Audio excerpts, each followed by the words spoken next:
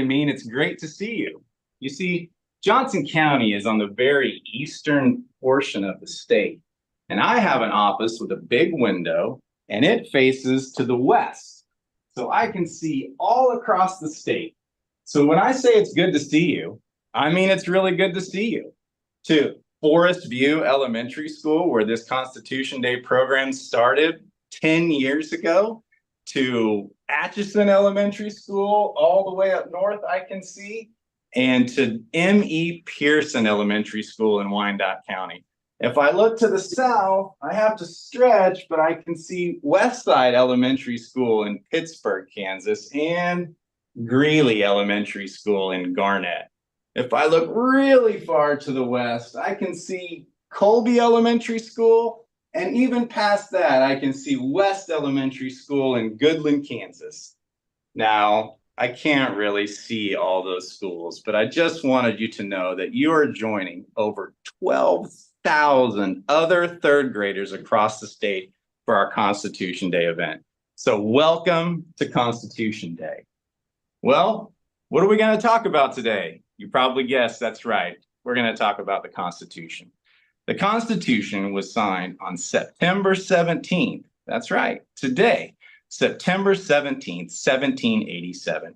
After months of deliberation and discussion presided over by George Washington, on September 17th, 1787, our Constitution was signed by individuals as young as 26 and as old as 81, Benjamin Franklin. Our Constitution in the United States is the oldest and shortest written constitution in the world, and that's what we're going to be talking about today. The Constitution was a collaboration of individuals with different ideas that came together to form a document that serves as the basis for all of our laws in the United States and in Kansas. It's what helps us form that more perfect union. We're going to get to that in just a second. So what's in the Constitution? Well, there's a lot. We're not going to talk about it all, but there's 27 amendments. The first 10 amendments are called the Bill of Rights, but our Constitution starts with the preamble.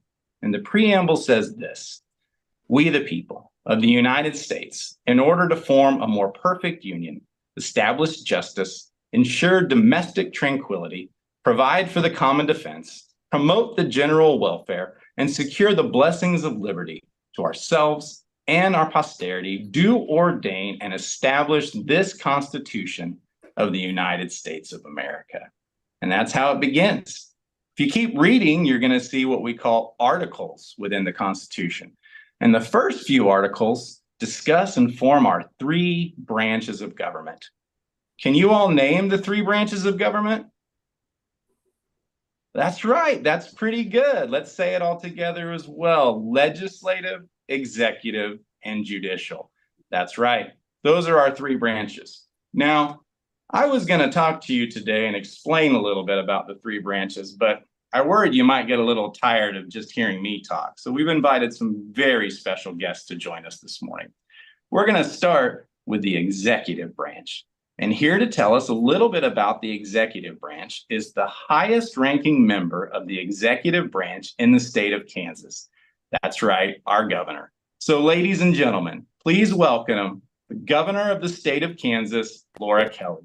Governor Kelly, the floor is yours.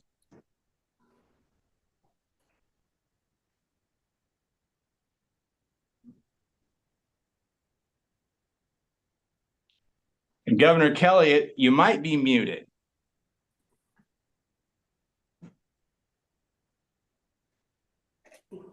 How are we now? Perfect. Okay, so let's go again. Good morning, everybody. I'm your governor, the governor of Kansas, Laura Kelly. I'm talking to you from my office inside the state capitol building in Topeka, Kansas. Some of you are in school just a few blocks from my office, and some of you are hundreds of miles away. It is so good to be with all 12,000 of you. Judge Winnell wanted me to tell you about the executive branch of our government. First, I want you to know that even though there are three separate but equal branches of government, all three branches must work together to get things done to make Kansas a good place for you and your family. The executive branch is the largest of the three branches, with nearly 40,000 employees all over the state of Kansas. I'm in charge of it, and I hire others to make sure we get our job done. Like the Secretary of Agriculture to help our farmers and ranchers, the Secretary for Children and Families to make sure our foster kids are taken care of, the Secretary of Commerce to work with our businesses, and the Secretary of Transportation to make sure our roads and bridges are built and are safe. It is the responsibility of another branch of government, the legislative branch, to pass laws that Kansans must live by. It is the responsibility of the executive branch to make sure those laws are enforced. For example, the legislative branch sets the speed limit on our highways. It is the state highway patrol's responsibility to stop cars from going too fast. The legislative branch determines how old you must be to drive a car. The executive branch makes sure you are old enough. Besides enforcing laws, the executive branch is also there to do other things, like help your hometown when a big disaster, a wildfire, a tornado, or a pandemic happens. But the executive branch also makes sure that Kansas is a good, fun place to live, where you can go boating or swimming or fishing or camping or hiking and biking on some really cool trails, or learn about Kansas history at the Kansas Museum, or visit some amazing geological sites like Little Jerusalem Badlands or Cedar Bluffs State Park. I invite you all to come to Topeka to visit the Capitol, where you can see where I work, where the legislative branch works, and if you look out the south windows, you can also see where the judicial branch works. Take care, everybody, and enjoy your mock trial. Thank you so much, Governor Kelly. We truly appreciate you joining us today. Now we're going to move to the judicial branch. Now we're going to move to the legislative branch, and we have Senator Moran joining us this morning from Washington, D.C. And I'll let you all know that Senator Moran not only serves in the United States Senate, but before that, he was a member of the House of Representatives in Washington, D.C. So Senator Moran is absolutely an expert on all things Congress, and he's in Washington, D.C., representing all Kansans like you and me. So here to talk about the legislative branch, ladies and gentlemen, please welcome from Washington, D.C., Senator Jerry Moran. Senator Moran, the floor is yours. Judge, Your Honor, thank you very much. And it's a pleasure to be with you and with Governor Kelly to visit with third graders across Kansas. And I'm really pleased to be here. And my role is to talk about the legislative branch, but we've made it already a little bit more difficult because I'm in Washington, D.C., and the judge and the governor are in Kansas. So we start with the understanding that we have a federal government. That means that there is a national government in Washington, D.C., and a state government in Kansas and 49 other states. And I also, Judge, served in the state Senate. So I have served in the Kansas example of the legislative branch as well. My job, has been indicated, is to make laws, to make decisions with my colleagues. There's 100 United States senators. I'm one of them, and I'm from Kansas. I represent Kansans. There are 2 senators from every state. And then there's a House of Representatives, and there's 435 members of the House of Representatives.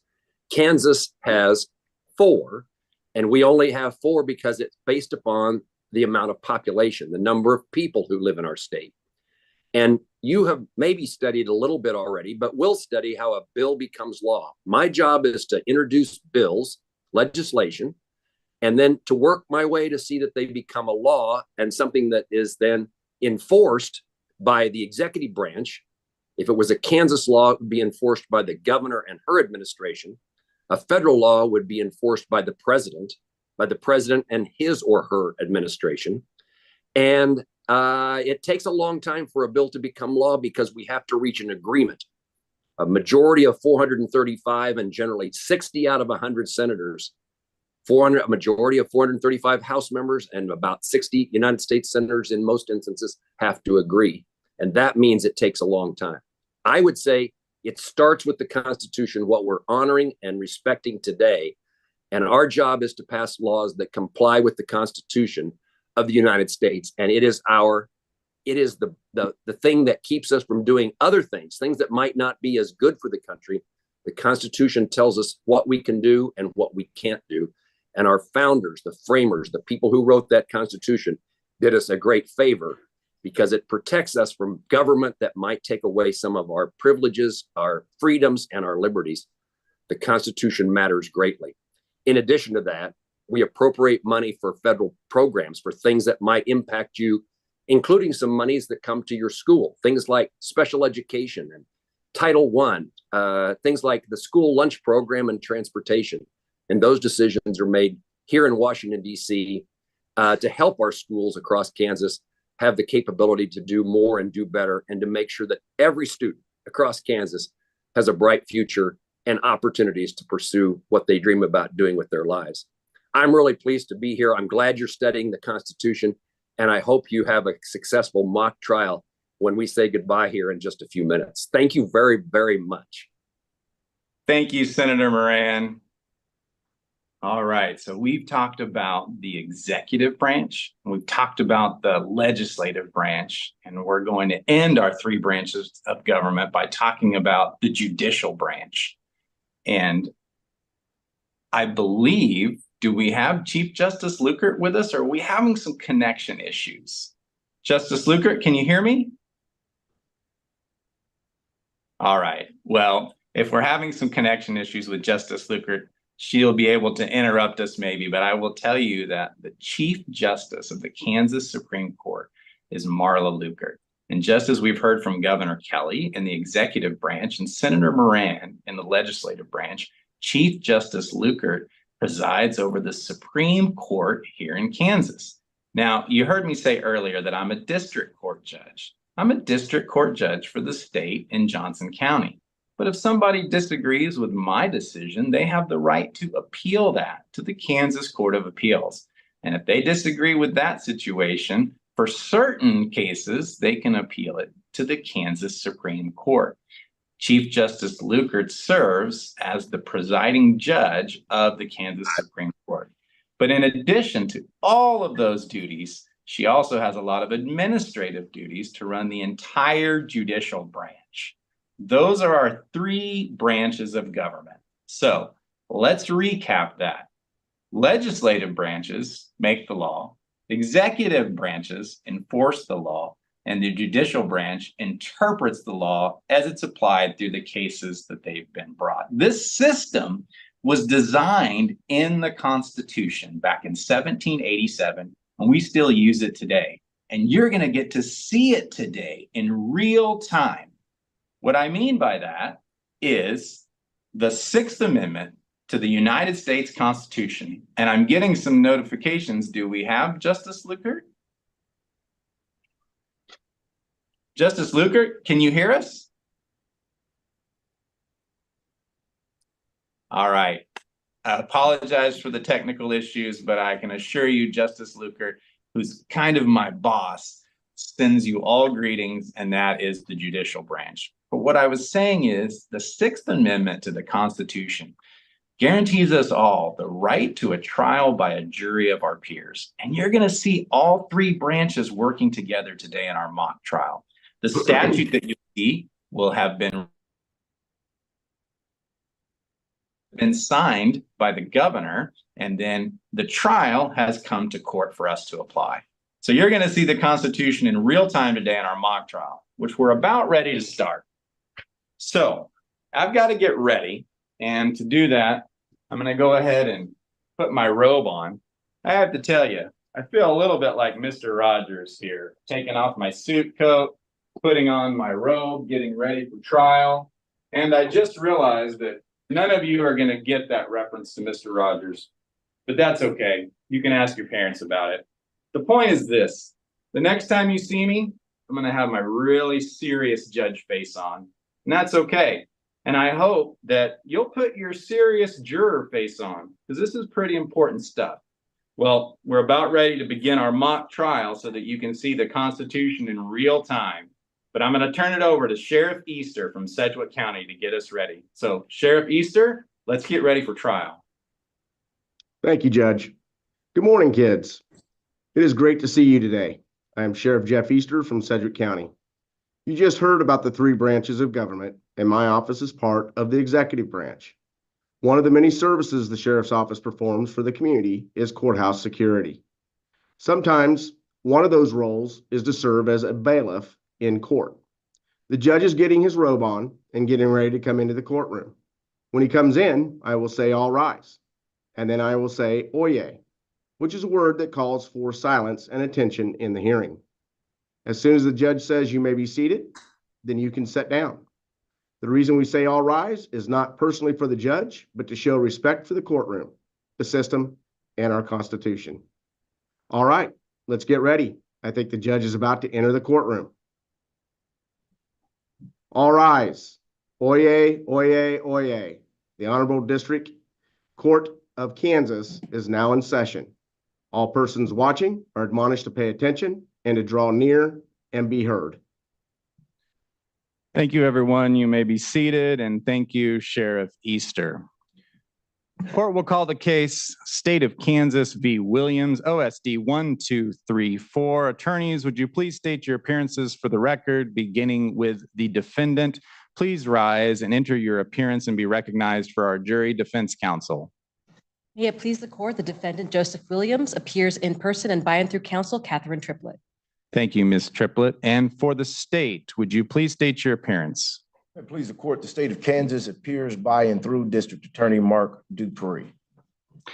Ladies and gentlemen of the jury, thank you for your public service. The state of Kansas has alleged that Joseph Williams violated Kansas Mock Statute 24-0001. This law states that it is illegal to run in the hallways of any elementary school in the state of Kansas between the hours of 7 a.m. and 4 p.m.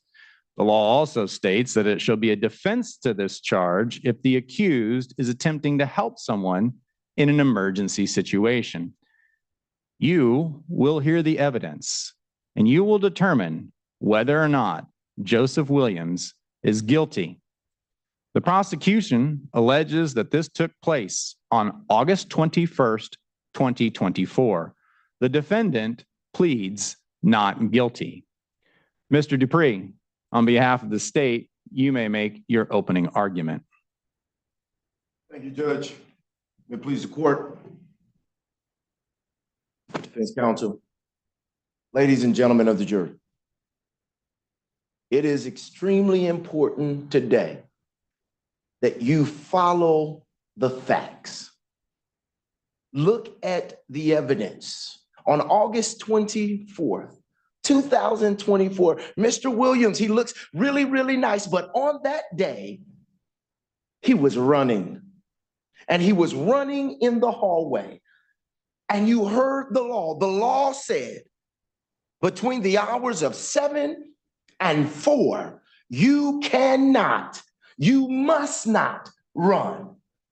The evidence is going to show that you have a teacher, you have a principal. They all heard and saw Mr. Williams running. The defense is going to present evidence. Oh, are we sure? Was it him? At the end of this hearing, I'm going to ask you to do your duty and to find Mr. Williams guilty of running in the hallway. Thank you, Mr. Dupree. Ms. Triplett, at this time, you may make the defendant's opening statement. Thank you, Judge, counsel. Ladies and gentlemen, follow the evidence. Do exactly what the state asked you to do. But what the evidence will show is that someone was running in the hallway, but no one, not one witness, can identify that person as my client, Mr. Williams. Not one. Mr. Williams is a good kid. He was finishing up his homework that day and it ended at around 4 p.m. after the statute says it was illegal to run in the hallways. If someone saw him running, it was after 4 p.m. So at the end of trial today, I'm going to ask you to return the only verdict that the evidence supports, and that is not guilty. Thank you, Ms. Triplett. We're now ready to begin the state's case in chief. Mr. Dupree, you may call your first witness. Thank you, Judge. The state calls Dr. Watson, Dr. Randy Watson. Mr. Dupree, it's my understanding Dr. Watson will be testifying remotely today. Ms. Isaacson, would you please swear in our witness? Raise your right hand, please. Do you swear or affirm that the testimony you're about to give will be the truth, the whole truth, and nothing but the truth? I do. All right, Mr. Dupree, you may proceed with your direct examination. Thank you, Judge. Please state your name for the record. Randy Watson. Are you currently employed? Yes, I teach third grade at the local elementary school. And is Joseph Williams one of the students in your class? Yes, Were you teaching this class on the afternoon of August 21st, 2024? yes, I remember that day specifically. Could you tell us why? Sure, there was a lot of excitement. Everyone was getting ready for the big back to school movie event we were having after school that day. So I want to ask you a direct question. Was Joseph Williams one of those excited kids? Objection calls for speculation as to what my client was feeling. Sustained. Next question, Mr. Dupree. Thank you, Judge. Do you remember anything specifically about Joseph Williams' actions that day? Yes, he's a good student, but on that day, he hadn't finished his daily assignments. So when the bell rang, I told him he had to stay in class and finish his assignments before he could go join everyone else at the movie night event. What time does school end? 3:20, And what time did the movie event start? 3:45. You will now see Exhibit A on the screen.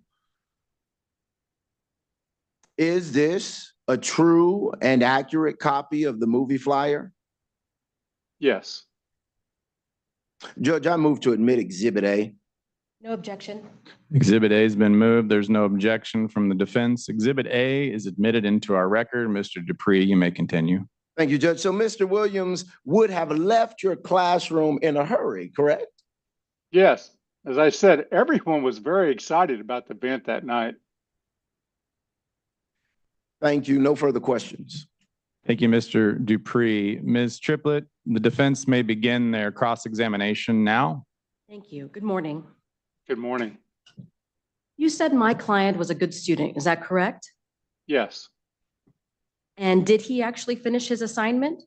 yes, And this could have taken more than 15 minutes. Is that correct? probably. I don't remember for sure. Do you know whether or not my client was on time for the movie to start? I'm not sure, but I doubt it. Do you happen to remember what my client was wearing that day? I'm not sure. Maybe a soccer or baseball jersey. I really don't remember. Thank you. No further questions. Thank you, Ms. Triplett. At this time, we will now pause the trial for each jury in classroom to take 2 minutes to discuss the testimony they've just heard. You may begin now.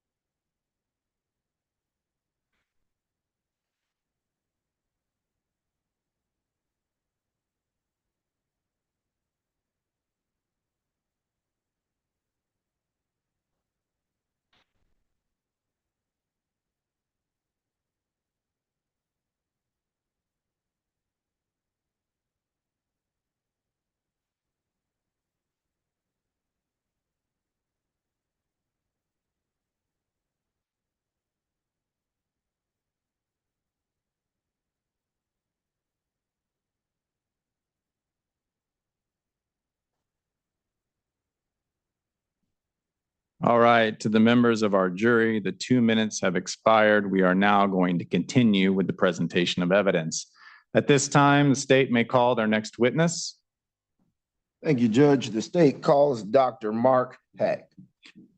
Dr. Heck, if you could please come up and be sworn in before you give your testimony.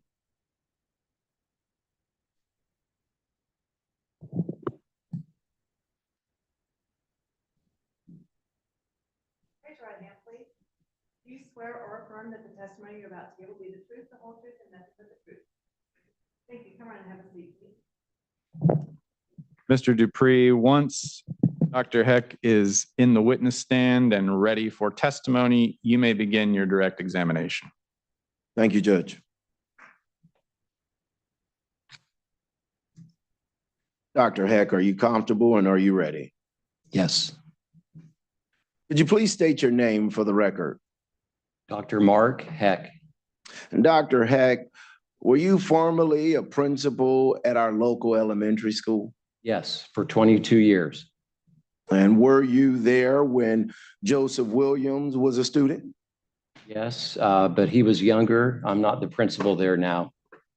Were you in the elementary school building on the day in question, which is August 21st, 2024? I was. The current principal had asked me to come to a meeting, and it was after school, and I had some extra time, so I was down in the hallway talking to some teachers since it wasn't 4:15 yet. Did you see anything unusual that day?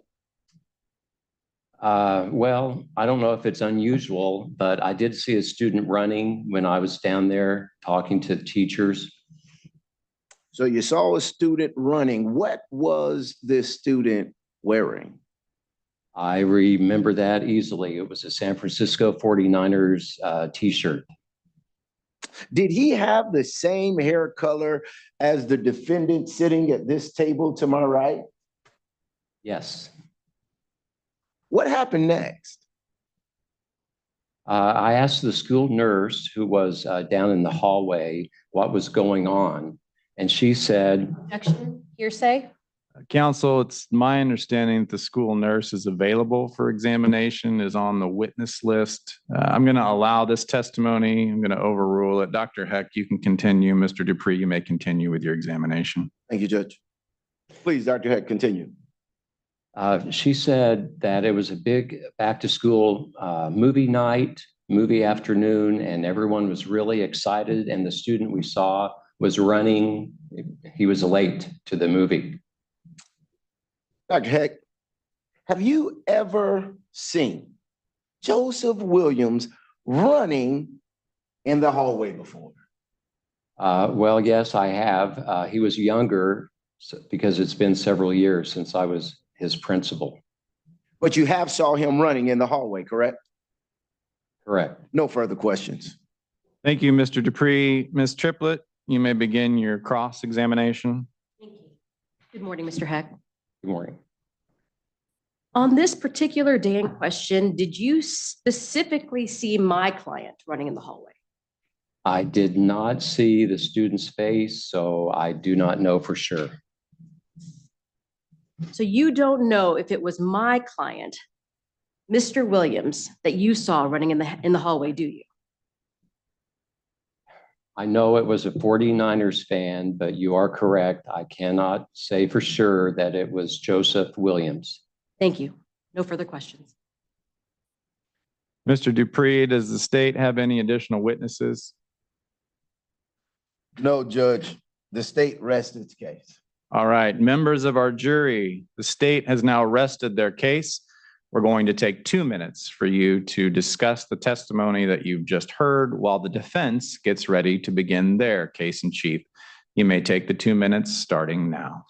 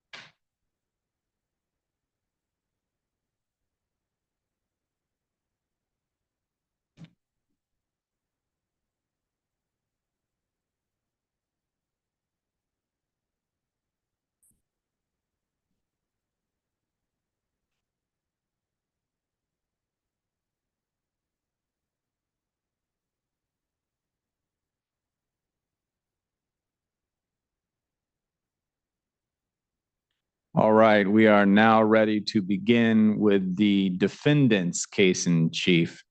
Ms. Triplett, the defense may call your first witness at this time.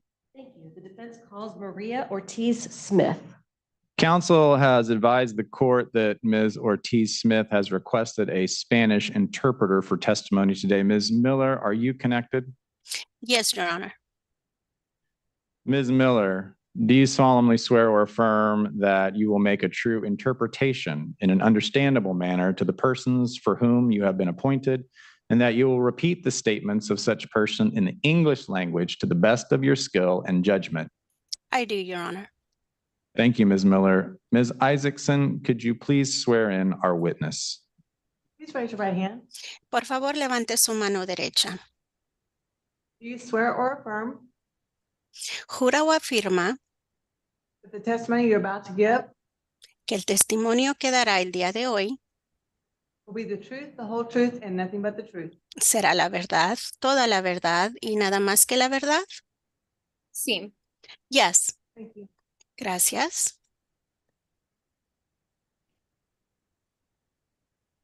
May I proceed? You may. ¿Puedo proceder? Sí. Please state your name for the record. Por favor, diga su nombre para el acta. María Ortiz Smith. María Ortiz Smith.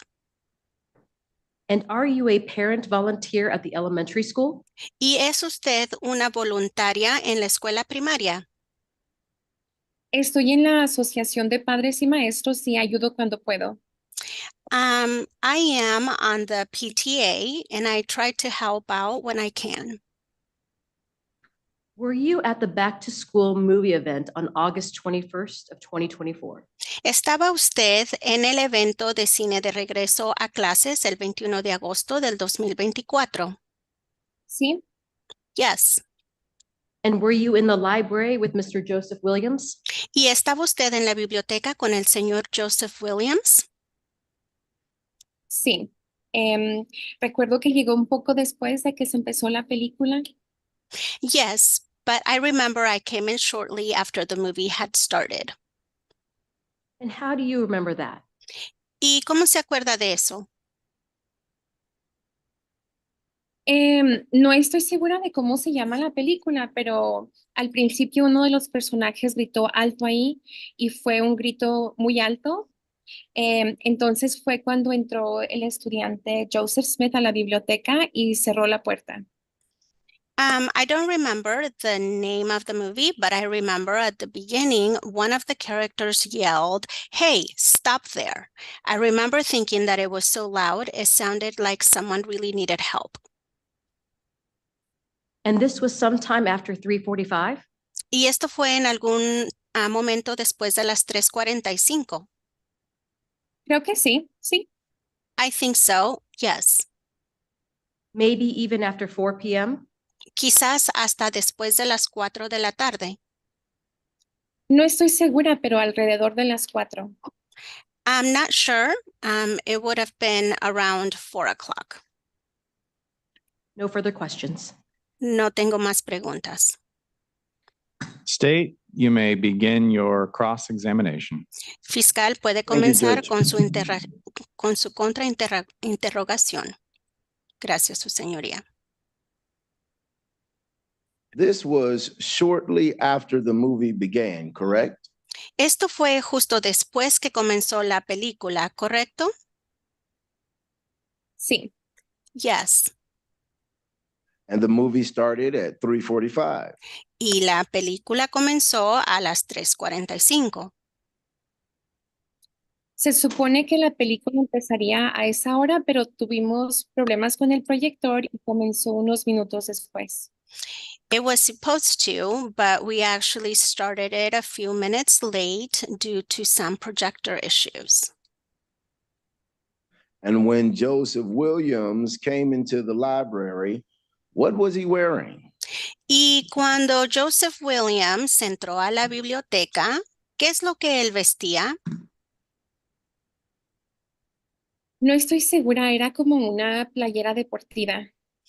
I'm not sure. It was some type of sports jersey. Thank you. No further questions, Judge. Gracias. No tengo más preguntas, Su Señoría. Ms. Ortiz-Smith, thank you for your testimony. Ms. Miller, thank you for interpreting today. You may be dismissed at this time. Señora Ortiz Smith, gracias por su testimonio. Thank you, Your Honor. We will now pause for the jury to consider for 2 minutes the testimony they've just heard as this case proceeds. Your time begins now.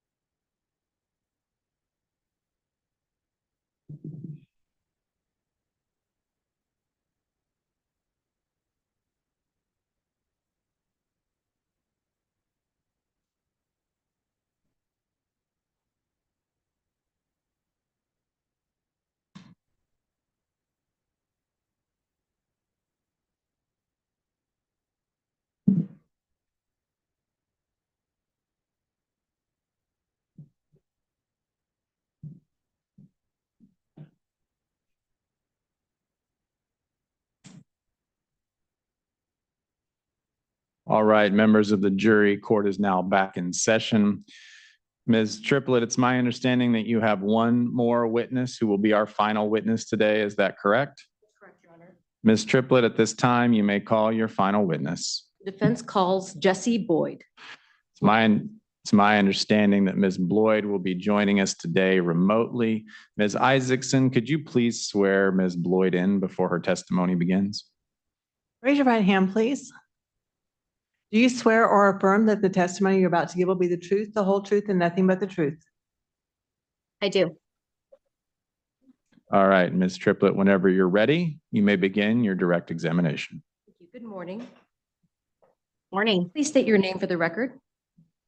Jesse Bloyd. And what is your job?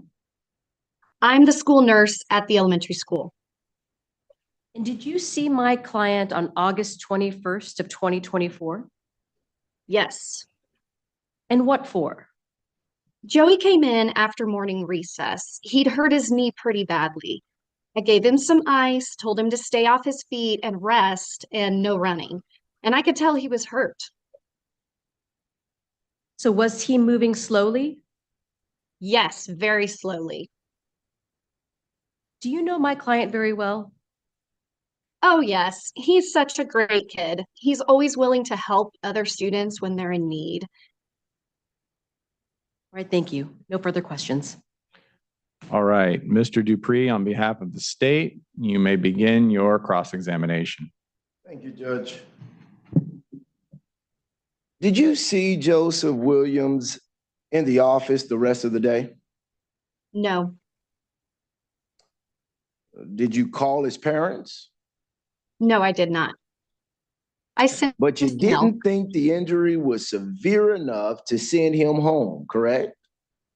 That's correct. It wasn't that serious. And third graders, they can heal pretty quickly, can't they? Yes, they can, especially if they're motivated. Do you remember talking to Dr. Heck? Yes. He said you saw a student running in the halls. Was that student Joseph Williams? He saw the student. When I turned around, all I caught was just seeing the door shutting, so I don't know who it was.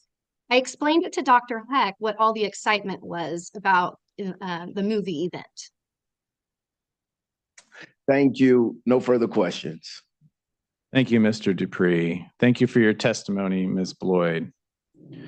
To the members of our jury, Ms. Triplett, that was your final witness. Do you now rest? Yes, the defense rests. And Mr. Dupree, does the state have any rebuttal testimony or evidence? No, Judge. To the members of our jury, in just a moment, you're about to begin your very serious role laid out in the Constitution to deliberate and come to a verdict. But before we do that, the attorneys are going to make their closing arguments. After the closing arguments are made, we will then begin the deliberations. Mr. Dupree, on behalf of the state, you may now begin your closing argument. Thank you, Judge. May it please the court. Thanks, counsel. Ladies and gentlemen of the jury, you've heard the evidence. You've heard the facts. You've seen what everyone has to say. I told you at the beginning of this that I was going to ask you to find Mr. Williams guilty. And it is clear that the nurse really likes Joseph. He's a good kid. He does no wrong. However, you can go back and read the transcript. Even the nurse said he was running when he hurt himself. So much so to the point that he had to go and see the nurse to get help. Look, I'm not going to belabor the point here. I'm going to give you 3 E's. E, the first one stands for excitement. Everyone has stated that this young man, who I'm sure is a good student, was excited. He wanted to get to the movies. And in his excitement, he didn't finish his work, but he had to stay behind and he got it done. But he was so excited, he took off and he ran. The second E is evidence. I want you to focus on the evidence, that the evidence shows that he ran and he tried to get to this room where he could watch the movie. And the evidence shows that he was wearing a 49ers jersey. The evidence shows that even the volunteer parent, she didn't know the sport, but she knew it was a jersey. The evidence shows that it was indeed him. And the last E, as I take my seat, I want you to just say no to the excuses. There's no excuse. There's no excuse for running. There's no excuse that can be made for him doing what he did. He violated the law. It was before 4 o'clock, and anything that you heard today that refutes that was not evidence. Ignore the excuses, follow the evidence, and be excited when you find him guilty. Thank you. Thank you, Mr. Dupree. Ms. Triplett, you may make your closing argument on behalf of the defendant now. Thank you. Members of the jury, someone was running in the hallways, but that someone was not Mr. Williams. And how do you know that? Follow the evidence, as the state suggests. Not one of the witnesses identified Mr. Williams as being the person that they saw running in the hallways. Not one. The only person that could tell you what he was wearing that day said he was wearing a baseball or soccer jersey. Everyone here knows the 49ers are a football team.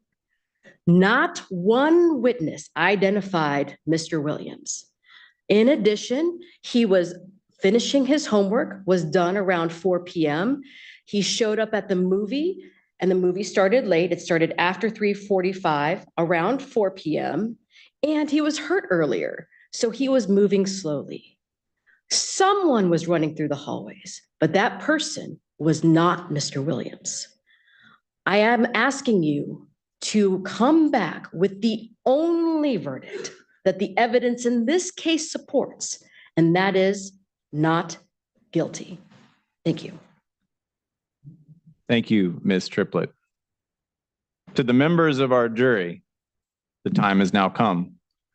When we began the day, I discussed with you the very important constitutional right under the Sixth Amendment to a trial by jury. And that's what we've had today. And now a jury of Mr. Williams' peers will come to a verdict. I have one instruction and one question for you as jurors. The question is this: has the state of Kansas proven beyond a reasonable doubt that the defendant is guilty or not guilty? You will have 5 minutes to deliberate this issue. A poll will appear on your screen where you can vote guilty or not guilty. Your deliberations begin now.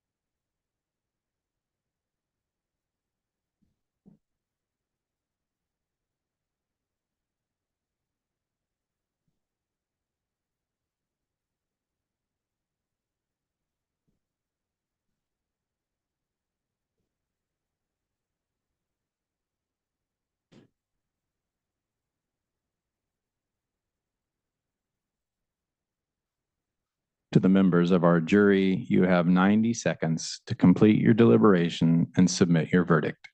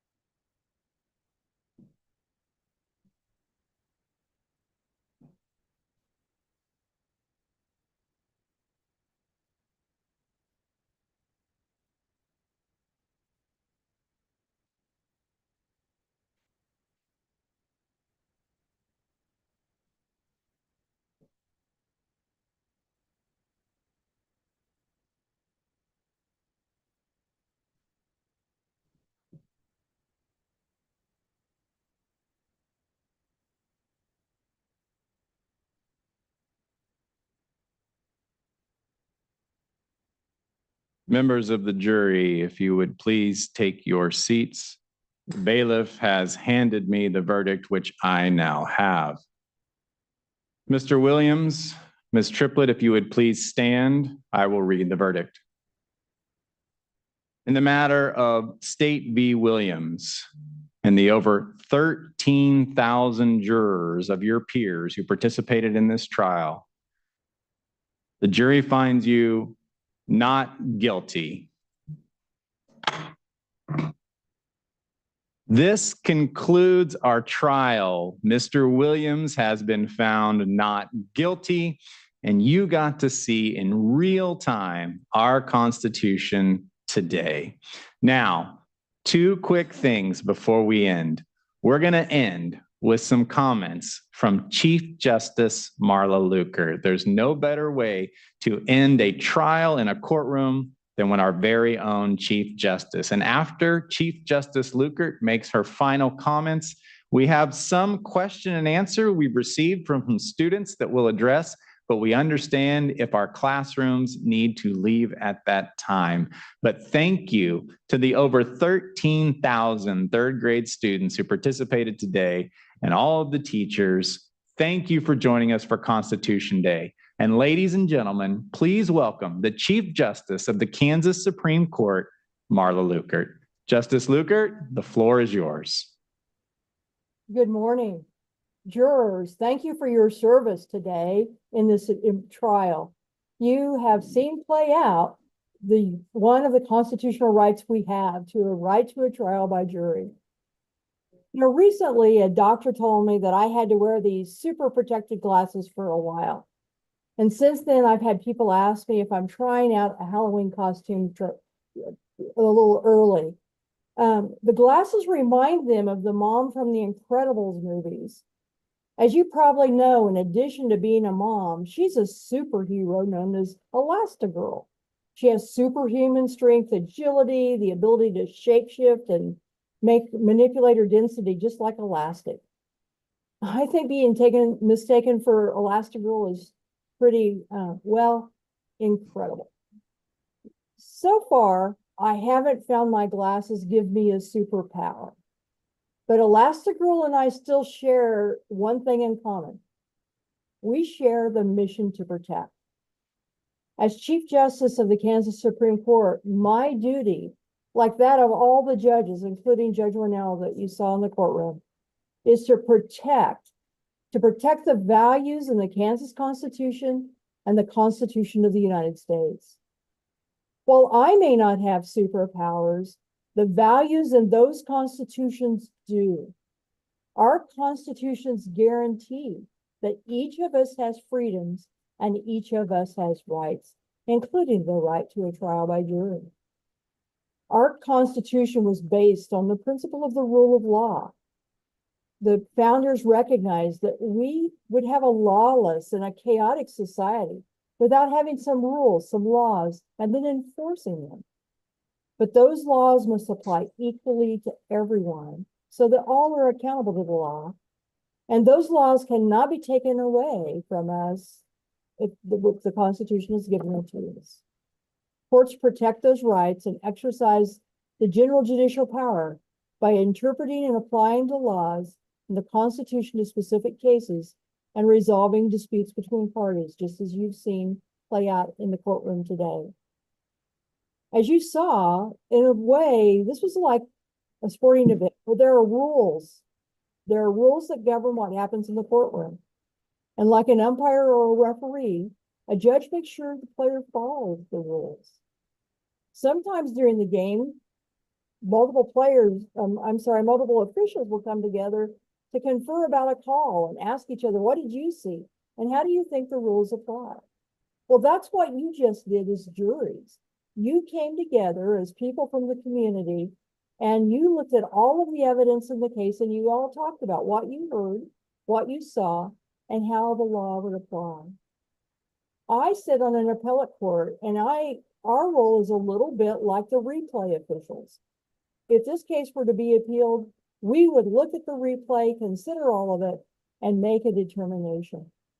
And overall, in all of that, the courts play a crucial role in upholding the rule of law by resolving disputes, interpreting the laws, and protecting individual rights. The courts have the judicial power of protecting your rights, interpreting the law, and protecting your constitutional rights. Thank you for joining us today to see that all in action. For now, thank you. Thank you so much, Chief Justice Lukert. Well, that concludes our mock trial. I will tell you that we've received a few questions from across the state, and if you want to stick around for a little bit, you're welcome to hear some of our answers, but I'm going to go through those now. And actually, one of our first questions is for the prosecuting attorney. So, Mr. Dupree, we have a student from Royal Valley Middle School who wants to know, what was the key piece of evidence that you knew could be used to prosecute the student for running in the hallway? Mr. Dupree. Thank you, Judge. I think the number one piece of evidence for the state was the 49ers jersey. It was the 49ers jersey, someone knowing that it was him because he was wearing that, and also because we love the Chiefs, not the 49ers. All right. Our next question is for our court reporter. And before I get to that, I just want to remind everyone, if you haven't had a chance yet to view the curriculum that the Olathe Public Schools developed, I want to encourage you when the time is right to go through that. We have a lot of videos, we have information there that can give you a greater understanding of the different roles of the court. But for our court reporter, we have a question from Blue Jacket Flint Elementary School. And the question for the court reporter is this. Ms. Isaacson, how many words a minute can you type? Well, on my machine here, I am certified at 225 words a minute, but I write upwards to 250 to 300 words a minute when fast talking lawyers like Mr. Dupree and Ms. Triplett get to talking really fast when they get passionate about their client. So yes, I can type really fast. All right. We also have another question from Madison, who goes to Ewald Elementary School in Mrs. Rebel's class. And she has a question for our defense attorney. So, Ms. Triplett, the question for you is, how do you prepare for a case? That is a great question, Madeline. The first thing that I do is I talk to my client. And I try to get his perspective on what he believes happened or why he believes that he's the person that's being accused. And then I take the evidence the state has provided me. I show that to my client, let him take a look at all the evidence, see what he thinks. And then I start interviewing the witnesses in the case and that my client has told me were there. And so that's essentially how I prepare for a case is I try to look at it from all different angles and all different perspectives so I can truly understand what I believe the truth is. All right. We have a couple of questions for our participants who were joining us online today. Sheriff Easter, are you still connected? Are you still there, Sheriff Easter? I am, Judge. All right, Sheriff Easter, we have Barcode in R.L. Wright Elementary School in Mrs. Howard's class, and he wants to know what training is necessary to be a court security officer. Well, first, we hire you as a commissioned deputy working out in the field or on the streets. And then you're selected to come up to the Judicial Division. Within Judicial Division, you'll receive training in proper securing of inmates, proper courtroom etiquette, how to control situations in the courtroom, and how to protect judges, defense attorneys, and prosecuting attorneys and victims' families while certain trials are going on, such as murder cases. So there is about 2 weeks worth of training that folks receive to be a competent judicial deputy. All right, thank you. Looks like we have time for maybe one or two more questions. And Ms. Miller, are you still joining us? We have a question for the interpreter. Do we have you, Ms. Miller? Yes, Your Honor, I'm here.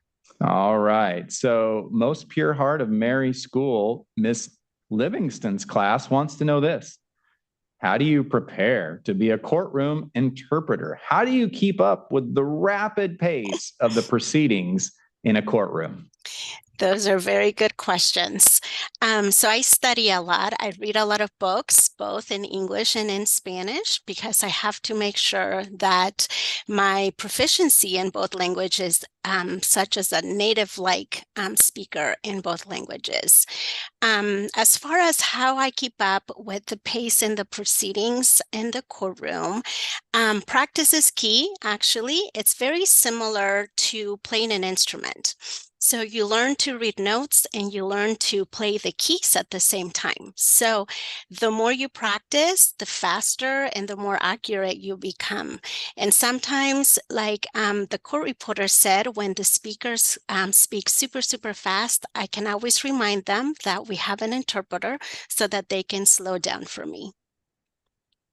All right. Thank you, Ms. Miller. I think we have time for one more question, and I'll take this one. We have maybe I'm getting notes here,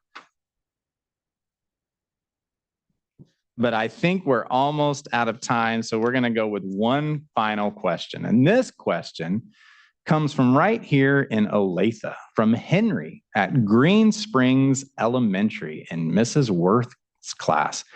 Henry wants to know what advice you would give to someone who wants to be a judge when they grow up. Well, Henry, that's a great question. I would say this: if you want to be a judge when you grow up, you need to listen to your teacher, listen to your parents, and eat all of your vegetables. So if you do that, I think you're going to be good. Henry, I think it's a good question. And I think we'll wrap up today and your question with this answer. If you want to be a judge when you grow up, I would encourage you to be humble. I would encourage you to be kind to everyone around you. And I would encourage you to love justice in every situation that you see, whether it's at the playground, at your house, with a stranger, with someone you don't know, whoever it is. I would encourage you to love justice. And that's what I think our founders wanted when they drafted our Constitution. And I can think of no better way to end Constitution Day 2024 than that encouragement to all of you. So thank you for the question, Henry. But to the over 13,000 third grade students that joined us today, I want to encourage you to love justice as well. And thank you for joining us for Constitution Day 2024. We